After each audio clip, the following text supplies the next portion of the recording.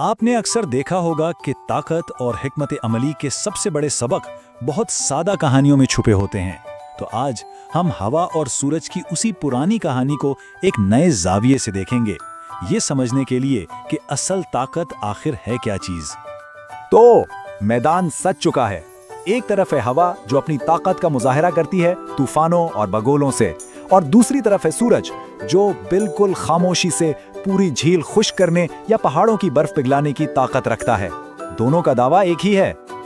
ہوا کا اعلان گونجتا ہے، بالکل سیدھا اور جارحانہ۔ اس کے نزدیک طاقت کا مطلب ہے شور اور ایسی تباہی جو سب کو نظر آئے۔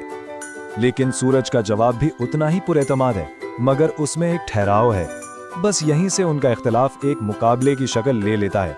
اب بات صرف دعووں کی نہیں رہی، اب تو اسے ثابت کرنا ہوگا۔ اور ثابت کرنے کا طریقہ بہت ہی سادہ سا مقابلہ۔ ایک مسافر سڑک پر چل رہا ہے اور چیلنج یہ ہے کہ جو بھی اس کی جیکٹ پہلے اتروا دے گا وہی فاتح کہلائے گا۔ تو کھیل شروع ہوتا ہے۔ تو پہلی باری ہے ہوا کی۔ اس کا پلان بالکل سیدھا سادہ، بروٹ فورس یعنی کھلی طاقت کا استعمال۔ چلیں دیکھتے ہیں کہ یہ حکمت عملی کتنی کارگر ثابت ہوتی ہے۔ ہوا اپنی پہلی چال چلتی ہے، ایک تیز ٹھنڈا جھونکا سیدھا اس آدمی پر۔ منصوبہ یہ ہے کہ جیکٹ کو زبردستی اڑا دیا جائے۔ لیکن یہاں ایک بڑی دلچسپ بات ہوتی ہے، طاقت کے جواب میں طاقت ہی آتی ہے۔ اس آدمی نے جیکٹ اتارنے کے بجائے اسے اور بھی مضبوطی سے پکڑ لیا، اور تو اور زپ بھی اوپر تک بند کر لی۔ ہوا کی حکمت عملی کا تو بالکل الٹا اثر ہوا۔ تو اب ہوا کیا کرتی ہے؟ وہ اپنی حکمت عملی نہیں بدلتی، بس اپنی طاقت اور بڑھا دیتی ہے۔ اب ہوا ایک برفانی طوفان کی شکل اختیار کر لیتی ہے۔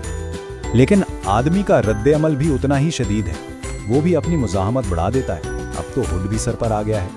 یہ ایک بہترین مثال ہے کہ دباؤ اکثر اور زیادہ مزاحمت کو ہی جنم دیتا ہے۔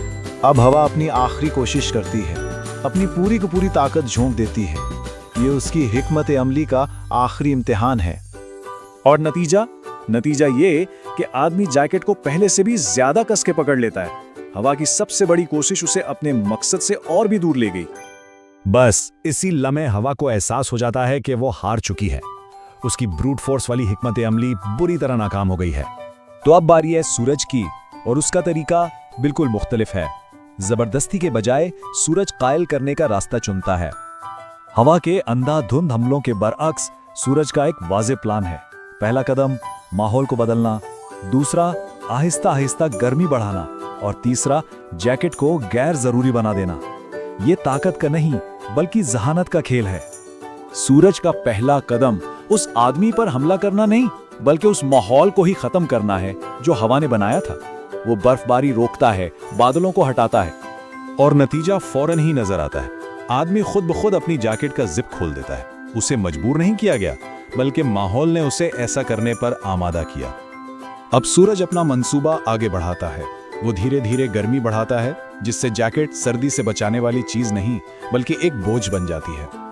اور آخر کار آدمی گرمی سے تنگ آ کر وہ کام کر دیتا ہے جو ہوا اپنی پوری طاقت سے بھی نہیں کروا سکی۔ وہ جیکٹ اتار دیتا ہے۔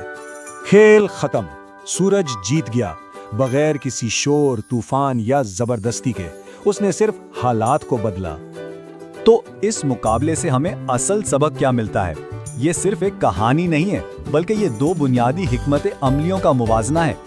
ایک طرف ہوا کی حکمت عملی ہے زبردستی، مخالفت اور دباؤ۔ یہ ایک پش یعنی دھکیلنے والی حکمت عملی ہے۔ دوسری طرف سورج کا طریقہ ہے قائل کرنا، اثر و رسوخ اور حوصلہ افزائی۔ یہ ایک پل یعنی اپنی طرف کھینچنے والی حکمت عملی ہے۔ ہوا نے اس آدمی کو اپنا مخالف بنایا جبکہ سورج نے ماحول کو اپنا ساتھی بنایا۔ اور اس کہانی کا نچوڑ یہی ہے کہ نرمی کمزوری نہیں ہوتی۔ اکثر صحیح حالات پیدا کرنا سیدھا طاقت استعمال کرنے سے کہیں زیادہ مؤثر ہوتا ہے۔